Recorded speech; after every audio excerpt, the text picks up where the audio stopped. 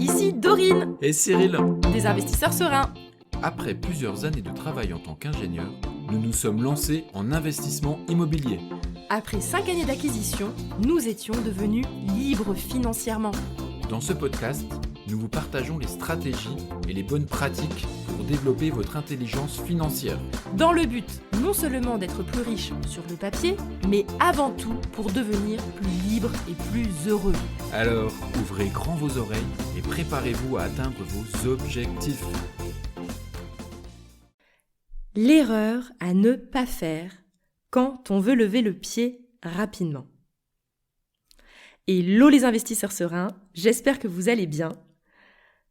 Aujourd'hui, je vais vous partager une erreur que je vois trop souvent et qui est extrêmement dommage à mon sens. J'aimerais que vous puissiez l'éviter si ce n'est pas déjà trop tard pour vous.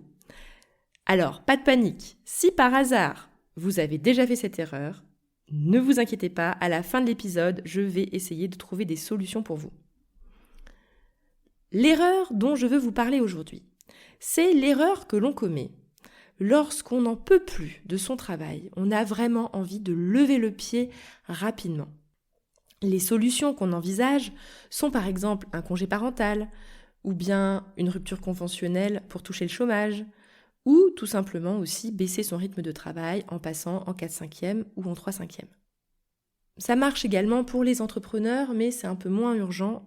Mais en effet, même pour les entrepreneurs, si vous commencez à baisser vos revenus, vos rémunérations pour X raisons parce que vous avez décidé de baisser le rythme dans votre activité, cette erreur vous concerne également. L'erreur, c'est que lorsque l'on prend cette décision de baisser en rythme de travail et donc de baisser nos revenus, instantanément, notre capacité d'endettement diminue. Si par exemple vous aviez une capacité d'endettement de 500 000 €, à l'instant même où vous décidez de lever le pied, vous baissez en capacité d'endettement et vous passez peut-être à 400 000 € ou 300 000 €. Je donne des capacités d'endettement au hasard, c'est juste pour vous donner un exemple. Et de ce fait, comme votre capacité d'endettement a diminué, votre aptitude à vous créer un patrimoine immobilier locatif important est forcément également diminuée.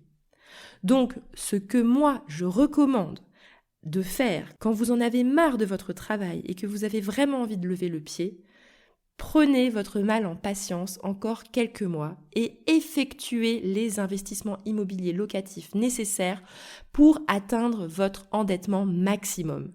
Et c'est seulement à ce moment-là, quand vous serez bien endetté pour avoir acheté des biens rentables, et là, vous pourrez lever le pied en toute bonne conscience parce que de toute façon, même si vous baissez vos revenus, votre capacité d'endettement, vous vous en fichez désormais étant donné que vous avez fait déjà votre maximum.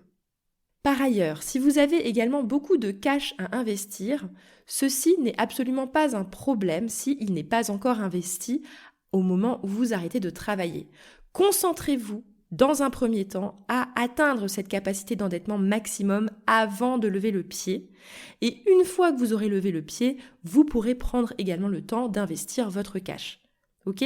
Vous savez très bien, comme je vous le répète régulièrement, qu'il faut utiliser le moins possible son cash dans les investissements immobiliers locatifs et utiliser au maximum l'effet de levier de la banque en empruntant et en vous endettant.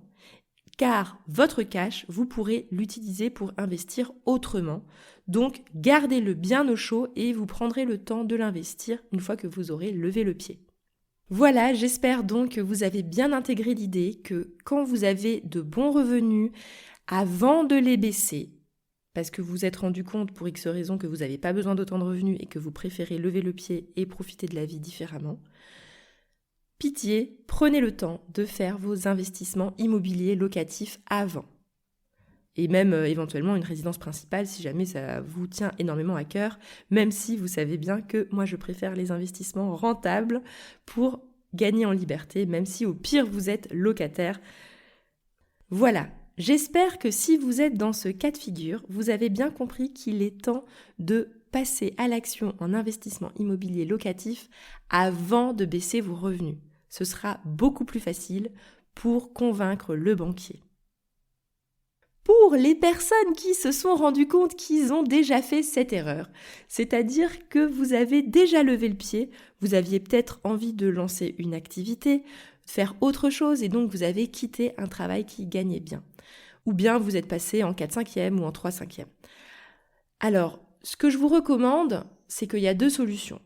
Déjà, dans un premier temps, vous pouvez avancer dans vos investissements locatifs avec les revenus que vous avez tels qu'ils sont à ce moment-là, et vous commencez à faire vos premiers investissements avec la capacité d'endettement que vous avez aujourd'hui. Et si vous avez pris goût à ces investissements immobiliers locatifs, pourquoi pas réaugmenter vos revenus, soit en reprenant un travail, soit en repassant à temps plein, le temps de quelques mois pour vous rebâtir un dossier bancaire canon et pouvoir emprunter au maximum et faire encore un dernier investissement que vous n'auriez pas pu faire si jamais vous étiez resté à des revenus plus faibles. Et après, une fois que vous avez pris votre mal en patience pendant quelques mois pour réaugmenter vos revenus, vous refaites un dernier emprunt et seulement une fois que tout est clôturé et que vous avez signé chez le notaire et que l'achat est donc effectif, là vous pouvez à nouveau repasser vers un rythme de travail plus faible et accepter de baisser vos revenus. Voilà, c'est ce que je vous recommande. L'idée que je veux que vous reteniez, c'est tout simplement qu'il faut réussir à s'endetter au maximum dans ces investissements immobiliers avant de lever le pied. Voilà, j'espère que vous avez compris ce message. Je vous souhaite à tous une excellente journée. Merci à vous et à bientôt. Ciao, ciao. Et voilà, l'épisode du jour est terminé. Mais avant de finir, pense à t'abonner au podcast pour ne rater aucun épisode. Parce que nous sommes ici toutes les semaines, sans faute, pour t'apprendre non seulement à devenir plus riche sur le papier, mais surtout pour augmenter ta liberté. Et par la même occasion, je vous encourage vivement à y ajouter une note de 5 étoiles, parce que ça nous fait plaisir de savoir que le contenu vous motive et vous booste. On se retrouve la semaine prochaine pour développer votre intelligence financière. Merci beaucoup à tous et à bientôt. Ciao, ciao.